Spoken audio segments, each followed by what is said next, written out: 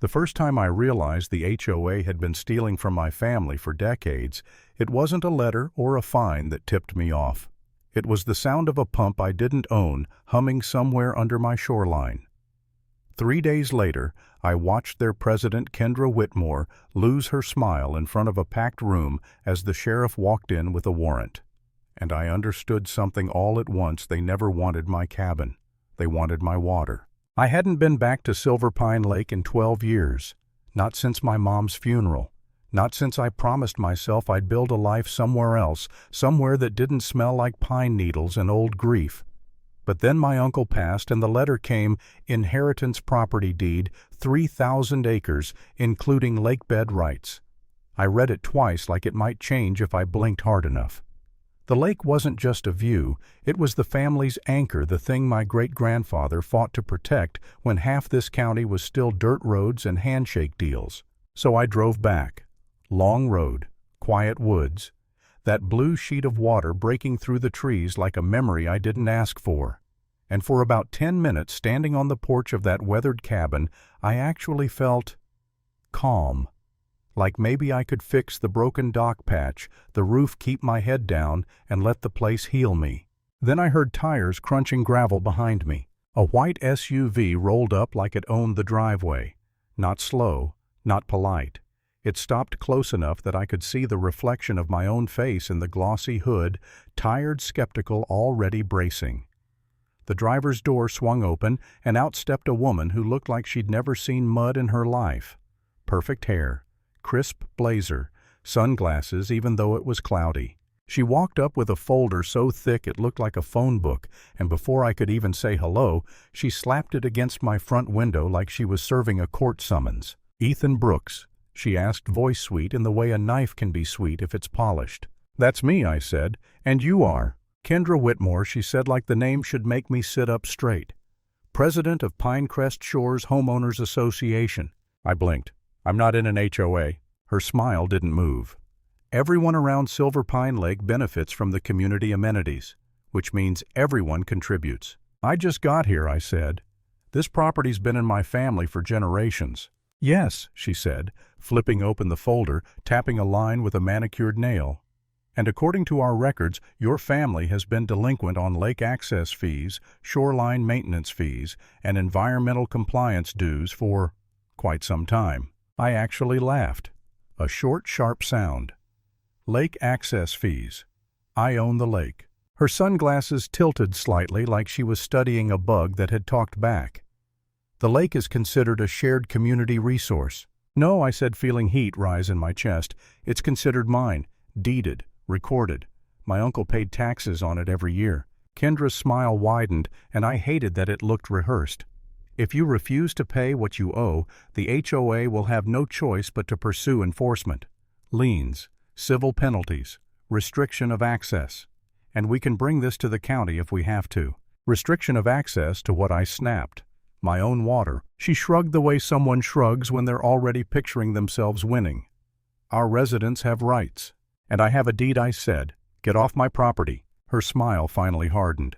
"You have 72 hours to respond in writing. After that, enforcement begins." She left the folder on my porch like a bomb and walked back to her SUV without looking over her shoulder. The tires spit gravel again as she pulled away like punctuation, like she'd just written the first sentence of my new life. I stood there for a full minute staring at that folder, trying to figure out how a person could show up at a place they'd never bled for and speak with that kind of ownership. Then I picked it up, and the weight of it wasn't paper. It was pressure, threats, backdated fees, compliance inspection, dock registration, late penalties stacked like bricks. The number at the bottom made my throat go dry. It wasn't just a few months behind. It was years. Decades. The HOA was claiming my family owed them money from before Pinecrest Shores even existed. I wanted to call her ridiculous. I wanted to crumple the whole thing and toss it in the fireplace. But I'm an engineer. My brain is trained to look for the part that's wrong and the part that might be right. And as much as I hated admitting it, a small, ugly thought crept in. What if I missed something? What if Uncle Ray signed something I didn't know about? What if the county updated rules while I was gone? I'd been away so long I didn't know the politics here anymore. I didn't know the power dynamics. Maybe Kendra wasn't bluffing. That night I barely slept. Every time the wind hit the trees, my mind filled the sound with voices. Kendra's voice, calm and smug, telling me she could take what my family built. By morning, I did the thing I never wanted to do again. I went into town and asked for help. Sheriff Frank Alvarez was exactly what you'd want a sheriff to be. Broad shoulders, tired eyes, the kind of man who looked like he'd seen enough nonsense to last 2 lifetimes. He glanced at the folder side like he already knew what it was and leaned back in his chair. "Pinecrest Shores," he muttered. "Yeah, they've been active." "Active?" I asked. He rubbed his jaw. "They push. People pay. People don't want trouble."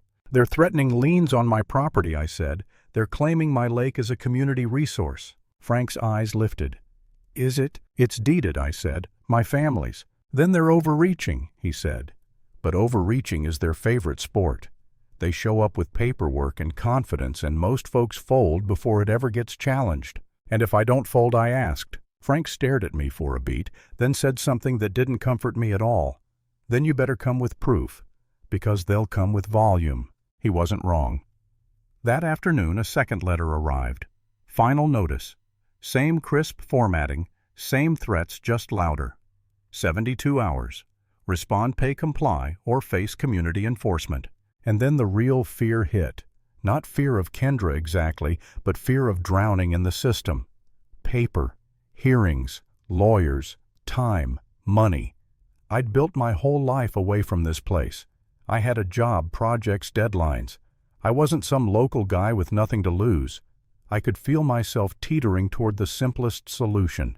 Just pay it, make it go away, sell the property, walk. That night I sat at the cabin table with the folder open, staring at the numbers like they were a verdict. I kept hearing my own voice in my head, quiet and exhausted. "Maybe you're wrong. Maybe you're the outsider now. Maybe you don't get to come back and claim anything."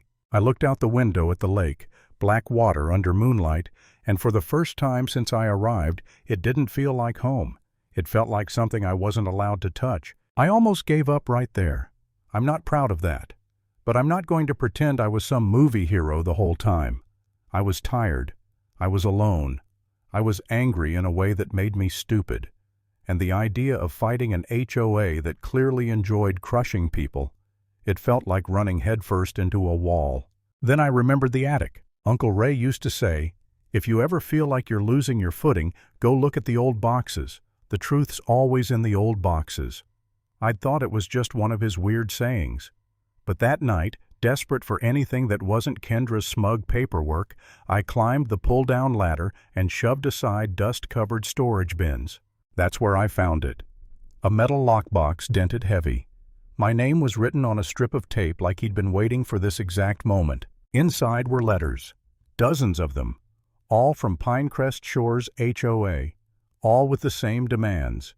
And stamped across each envelope in Uncle Ray's shaky handwriting was a single word, rejected. There was also a folded yellow document that smelled like old paper and stubbornness.